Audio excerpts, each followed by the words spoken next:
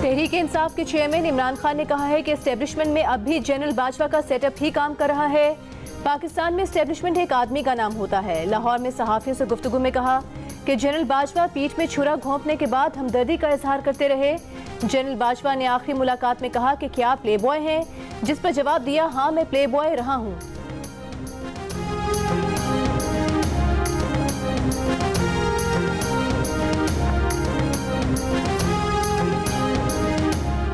विफाकी वजीर अयाज सादिक ने कहा है कि इमरान खान पर जिसने एहसान किया बदले में इमरान खान ने सब एहसान करने वालों को डस लिया। क्या अब कोई इमरान खान पर एतबार करेगा? परवेज इलाही से भी कहता हूँ जिस पर एहसान करें उसके शर से बचें। इमरान खान की खसलत नहीं बदलनी। आप भी इमरान खान की मदद करके खुश नहीं होंगे।